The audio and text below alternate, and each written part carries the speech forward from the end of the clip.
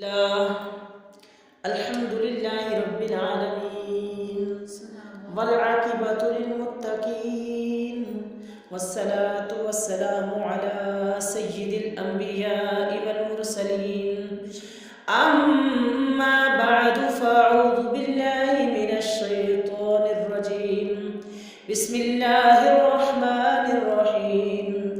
قال الله تبارك وتعالى في القرآن المجيد والفرقان الحميد قل هل يستوي الذين يعلمون والذين لا يعلمون إنما يتذكر أولو الألباب صدق الله مولانا العظيم وبلغنا رسوله النبي الكريم الأمين اللہ رب العزت قرآن مجید فرقان حمید میں یوں بیان فرماتے ہیں کہ تم فرما دو کیا برابر ہیں جاننے والے اور انجان؟ نصیحت تو وہی مانتے ہیں جو عقل والے ہوتے ہیں۔ اللہ رب العزت یوں بیان فرما کر کے اس آیت کے اندر علم اور علماء کرام کی فضیلت بیان فرماتے ہیں کہ علم والوں کو بے علموں سے ممتاز فرماتے ہیں۔ حضور نبی رحمت صلی اللہ علیہ وآلہ وسلم کی ایک حدیث مبارکہ اس طرح سے ہے، حضرت ابو درداء رضی اللہ تعالی عنہ سے روایت ہے کہ رسول اکرم صلی اللہ علیہ وآلہ وسلم نے ارشاد فرمایا کہ عالم کی عابد پر فضیلت ایسی ہے جیسے 14ویں رات کے چاند کی تمام ستاروں پر فضیلت ہے۔ ایک دوسری جگہ پر اللہ کے نبی کے صحابی بیان فرماتے ہیں، صحابی رسول ابو امامہ باہلی فرماتے ہیں کہ حضور پر نور صلی اللہ علیہ وسلم کی بارگاہ میں 2 آدمیوں کا ذکر کیا گیا، ان میں سے ایک عالم تھا اور دوسرا عبادت گزار۔ حضور اقدس صلی اللہ علیہ وآلہ وسلم نے ارشاد فرمایا، عالم کی فضیلت عبادت گزار پر ایسی ہے جیسے میری فضیلت تمہارے ادنا پر ہے۔ سرکار عالم صلی اللہ علیہ وسلم نے ارشاد فرمایا، اللہ تعالیٰ اور اس کے فرشتے، آسمانوں اور زمین کی مخلوق، حتیٰ کہ چیونٹیاں اپنے سوراخوں میں،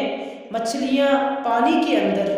اس کے لیے کہ جو دین کا علم سکھانے والا ہے اس پر درود بھیجتے ہیں۔ سبحان اللہ سبحان اللہ۔ پھر ایک اور جگہ پر میرے آقا حضور فرماتے ہیں کہ قیامت کے دن عالم اور عبادت گزار کو لایا جائے گا، عبادت گزار سے کہا جائے گا کہ تم جنت میں داخل ہو جاؤ، جبکہ عالم سے کہا جائے گا کہ تم ٹھہرو اور لوگوں کی شفاعت کرو، سبحان اللہ کیونکہ تم نے ان کے اخلاق کو سنوارا ہے۔ سبحان اللہ۔ تو ایک جگہ پر اسی حدیث مبارکہ کو لیتے ہوئے میں یہ عرض کرتی چلوں کہ ایک مرتبہ حضور پر نور صلی اللہ علیہ وآلہ وسلم بیان فرما رہے تھے کہ اس شخص کے علم کو، اس شخص کے عمل کو، اعمال کو ہی زنگ لگ جاتا ہے کہ جو شخص 7 دن کے لیے علماء کی محفل میں نہیں بیٹھتا، علم کی گفتگو نہیں سنتا، تو اس شخص کے ایمان کو ہی زنگ لگ جاتا ہے۔ سوچیں، لوہے کو زنگ لگتا ہے تو پھر کیسا ہوتا ہے؟ زنگ تو لوہے کو لگتا ہے نا، وہ کتنا بوسیدہ ہو جاتا ہے اور بلاخر وہ ختم ہو جاتا ہے۔ ایسی حالت جب ایمان کی ہو جائے تو پھر وہ انسان کے پاس کیا رہ جائے گا؟ لہٰذا اب دیکھیں، ہم یہاں پر سنتے یہ ہیں، حضور کی بات کیا سنتے ہیں کہ آپ 7 دن تک کے لیے فرما رہے ہیں کہ 7 دن کے لیے، تو ہم تو 7 ماہ تک علماء کی محفل میں نہیں جاتے، علم کی گفتگو نہیں سنتے، تو ہمارے ایمانوں کا کیا حال ہوگا اور ان لوگوں کے ایمانوں کا کیا حال ہوگا؟ یوں یہ حدیث مبارکہ بیان کرتے ہوئے جیسے ہی آقا حضور کی یہ بات حضرت علی المرتضیٰ نے سنی تو اس قدر غمگین ہوئے، اس قدر پریشان ہوئے، جبکہ علی تو خود علم کا باب ہے۔ آپ آقا حضور نے آپ کے لیے فرمایا ہے کہ میں جو ہوں کا شہر ہوں اور علی اس کے بھاب ہیں، جبکہ دوسری طرف حضرت علی المرتضیٰ جب اتنا زیادہ علم ہے اور رو کس کے لیے رہے، غور کیا تو پتہ چلا کہ حضرت علی تو رو اس لیے رہے تھے